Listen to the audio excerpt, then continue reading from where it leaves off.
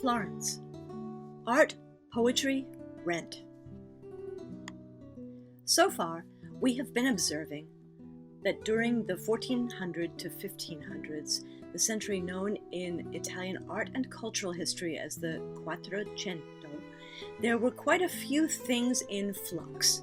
The short bullet list version, the bubonic plague, aka the Black Death, had killed possibly a third to a half of the population of Europe. This second plague pandemic spread and festered across Asia and Europe, introduced via Genoese traders from a port in the Crimea in 1347, and coming back in spurts throughout the period from 1347 through the 17th and even into the 18th and 19th centuries, when it was endemic to the western United States. The plague had social and economic consequences. Economically, European laborers were in great demand, leading to a new respect for workers, better wages for skilled workers like carpenters, iron workers, weavers, wool makers, and dyers, challenges to the ages-old blood nobility, and a new confidence in challenging the collusion between old moneyed interests and the church.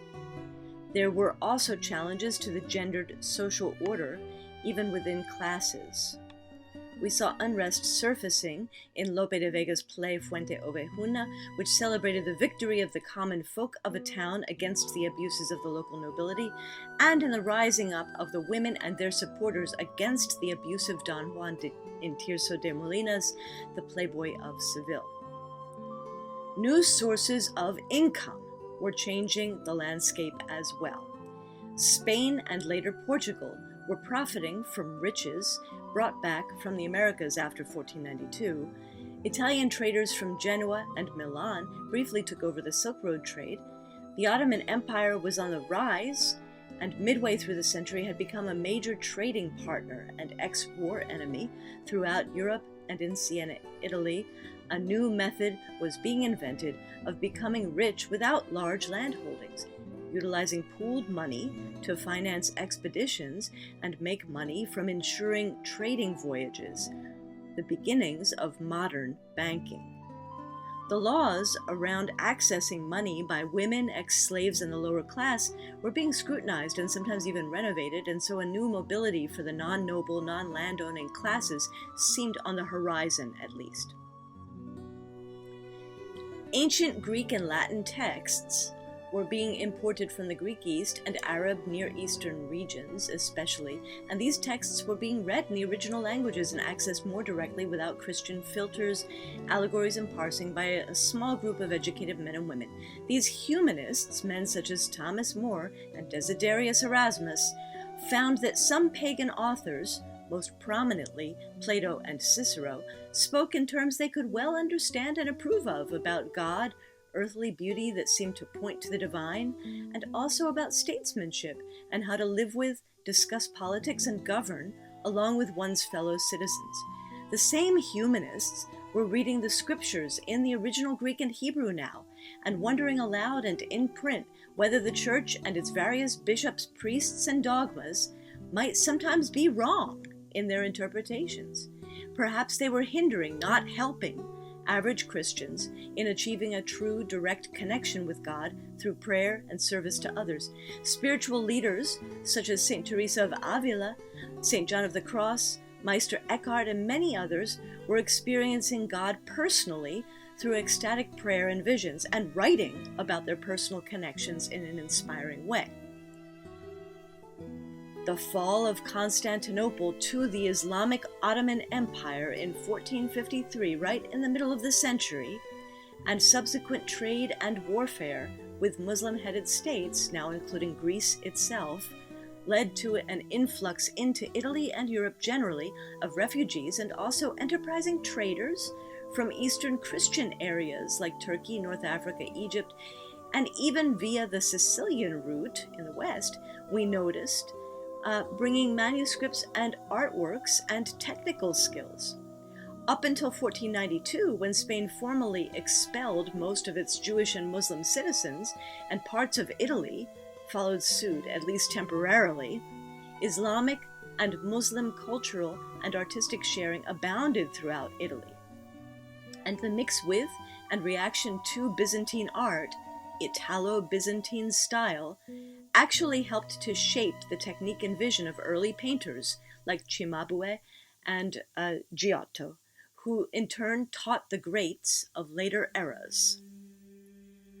Amid all this ferment and more, Boccaccio, Petrarch, and their friends found themselves in the Republic of Florence, famous for its history of almost democratic self-governance, creating new kinds of poetry. In particular, they wrote little poem songs or sonnets.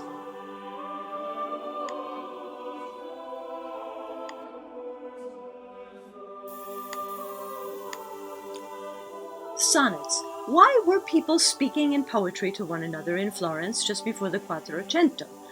Above all, short poems written not in Latin but in Italian dialect meant courtly love, the kind of love affair that was carried on, for example, in the palace of an emperor. In this case, the Holy Roman Emperor Frederick II, who had held court in Sicily during the 1200s. The emperor's court was full of opportunities for young people to sing, dance, have fun, and express themselves in graceful artistic writing as they fell in love. And Sicily was a perfect storm for sonnets. Smack in the middle of Europe and Africa, mediator to beautiful Arabic and Latin love song and poetry traditions of the learned, well-educated classes. Sicily was a crossroads. Arabic poetry in traditional forms and new ones, like the muwashahat or girdle poems, with specific rhyme schemes and musical settings, were being enthusiastically written and performed. Topics included love, friendship, and praise of the current emperor. The Norman rulers also introduced German and French bardic poetic traditions, and Jewish poets are writing in the Hebrew Andalusian style as well. For instance, Anatoly ben Yosef, 1150 to 1215. The result of this courtly meeting of the poets was the birth of the sonnet in 12th to 13th century Italy. With the position of Sicily and the rulership by the Spanish kings over southern Italy, including the Kingdom of Naples and parts of Tuscany, where Florence is situated, it's no surprise that the form then spread to Florence, where it was picked up a century later by Boccaccio, Petrarch, and friends. For the Florentines, who lived in a commune that called itself a free republic, there could be no real praise of the emperor. There was no emperor. So the element of the sonnets dealing with love became most prominent, and Petrarch in particular took up the form. He was well educated in and excited by the Sicilian sonnets, but also, of course, by the ancient Greek and Latin love poems, such as those by Ovid and Propertius, that he, Boccaccio, and friends were now freshly studying and enjoying outside of church. The emphasis on love was extreme in this kind of poetry. Plutarch and his friends don't seem to even care if the love affairs they're writing so heatedly about are real. As in rock or pop songs about love, the story may ring true for many listeners, but that doesn't mean the singer actually experienced it. Just because Under the Boardwalk talks in the first person about my baby doesn't mean the composers of it had a particular baby in mind. And when Lionel Richie sings Lady, there was no need for him to have his own special person be referenced, although she might have been an inspiration. Petrarch sings his sonnets to a woman named Laura, whom he had seen once, at a distance. Although he didn't really know her well at all, he wrote endless love poems to and about her, and even continued his love poetry torrent after she died young. Basically, he was creating his own fictional persona, a love poet who was in love with Laura. We don't know how she felt about this, but she wasn't alone. When the Sicilian poet's sonnet form was taken up by Petrarch and his friends in their Tuscan dialect of Italian in the Republic of Florence, they emphasized the love affairs, real and fictional, above all. Falling in love with a beautiful woman had been seen since Dante's Divine Comedy as a way of approaching God. In Dante's case, his love of the woman Beatrice was celebrated in his epic poem about attaining heaven. So Christian poets had a good excuse for writing about love. But a less God-focused passion for writing and giving these small poems as gifts was also trending in Florence now. Poems were written to accompany a gift of wine or cheese. There were birthday poems, poems to ask a favor, poems of sorrow for the loss of a loved one, poems about nature's beauty, poems about your friend's pets, poems in praise of your patron or your friends, poems about jealousy, poems about war and peace. Almost all secular topics were acceptable. The sonnet had been freed from the emperor's court to take flight all over Italy and beyond, even into Shakespeare's England, where Shakespeare thought that his skill in sonnet writing would make him immortal, not his plays. All right, have you ever written a Petrarchan sonnet? If you'd like to try, the rules in English are the following. 1. There are 14 lines. That's it, nice and short. 2. Each line is a pentameter, a 5-accent line in iambic rhythm. Du-dun, du-dun, du-dun, du-dun, du-dun. The lines rhyme at the end in the following way. This is number 3. A, B, B, A, A, B, B, A. That is, the first, fourth, fifth, and eighth lines rhyme at the end. So do the second, third, sixth, and seventh lines, with a rhyme that's different from the first one. C, D, C, D, C, D. Or sometimes C, D, E, C, D, E, or C, D, C, C, D, C. Basically, every other line rhymes, different from the previous rhymes, in the last 6 lines. There are a couple of different options for this section. Here's a modern example. Elizabeth Barrett Browning, one of her most famous poems from sonnets from the Portuguese. See if you can follow as the first 8 lines have ending rhymes in the sound A's and ite. The last 6 have rhymes in oo's and f. Some of the rhymes are not exact. How do I love thee? Let me count the ways.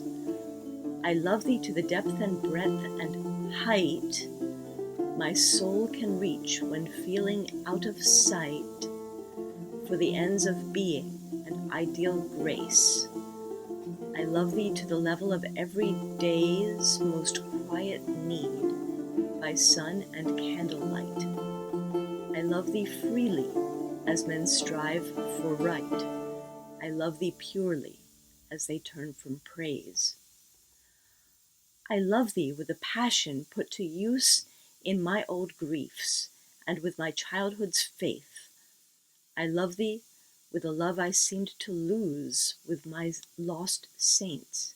I love thee with the breath, smiles, tears of all my life, and if God choose, I shall but love thee better after death. Take a moment now to read and enjoy the sonnets included in this week's reading. Some of Petrarch's poems about his beloved Laura are included, and notice her name literally means laurel in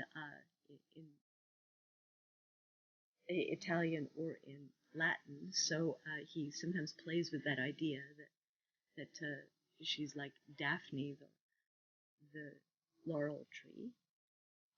But also poems written by Michelangelo to his friends and lovers, and by 2 of his friends and lovers back to him.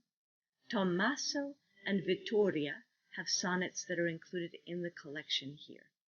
Don't worry about memorizing their forms. Just try to read and understand these clever and often emotionally moving poems. The quiz will ask you some questions about them, but nothing you can't answer if you read carefully. Read aloud, give yourself time, and enjoy.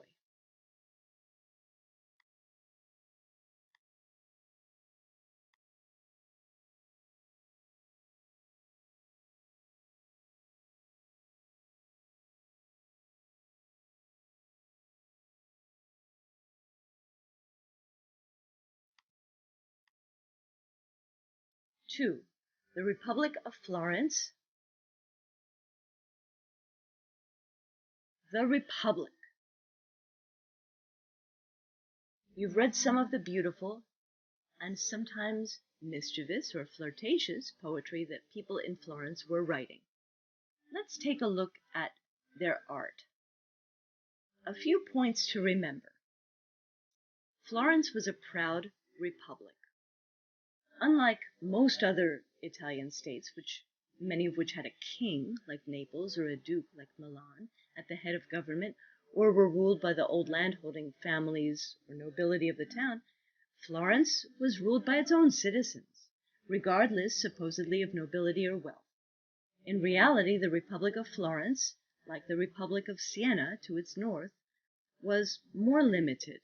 The truly poor or marginal did not have much of a chance to hold public office, women, slaves, day laborers with no guild, but the citizens of the town believed in the ideal of a republic, from the Latin res publica, public possession or thing held in common, that government should be of, by, and for the people, il populo.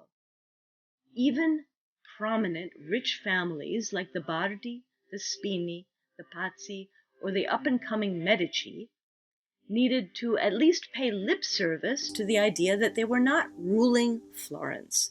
They were public servants. The people, il populo, were always considered the true rulers of Florence. The people, il populo, were defined as skilled workers of Florence and were organized into 7 major and professional guilds. These guilds, like modern trade unions, plumbers, carpenters, HVAC specialists, teamsters, teachers, had strict competency requirements and examinations for membership and set standards for the profession. By controlling conditions of entrance into particular fields of work, guilds limited the labor supply in those fields. They defined wages, hours, tools, and techniques. Quality standards and prices were also set. In some ways, they differed from modern trade unions, but there are many similarities. Only about 25% of workers were full members. Others were apprentices or ungilded laborers working at jobs that had no guild as of yet. Florence had 7 major guilds, the arti maggiori. Notice that the word for guild is arte, art or technique or skill. The 7 major ones, you can see the list here. You don't need to memorize these, but let's run through them. The 7 major guilds: judges, lawyers, and notaries; the kalimala, which were merchants, finishers, and dyers of foreign cloth; wool producers and merchants; bankers and money changers; silk weavers and merchants. Notice they were in the same guild; physicians, doctors, and pharmacists; and fur merchants and skinners or trappers. Notice again that the merchants and the procurers are in the same guild. So this is not necessarily just for artists. Okay, the 5 middle guilds, or the arti medie, were butchers and graziers, that is, sheep and cattle herders, as well as butchers; shoemakers; smiths, blacksmiths, iron workers; masters of stone and wood, that is to say, people who used stone and wood in artful ways, not necessarily just hacking them to create the beams for buildings, but something a bit more artful; linen manufacturers, retail cloth dealers, and tailors were all in the same middle guild. And then there were 9 minor guilds, the arti minori: vintners, that is, wine producers and sellers; innkeepers; curriers or tanners; leather workers; olive oil merchants; provisioners; saddlers; harness makers; locksmiths; toolmakers and brass workers; armorers and swordsmiths; carpenters; and bakers and millers were in the same guild. That's it. The guilds were civic leaders in Florence. The heads of the guilds rotated randomly into the various leadership councils to work as representatives of the people, to enact good laws, decide on public building projects, and make decisions about foreign and domestic policy, levy taxes, oversee maintenance of the streets and water supply, and supervise city services.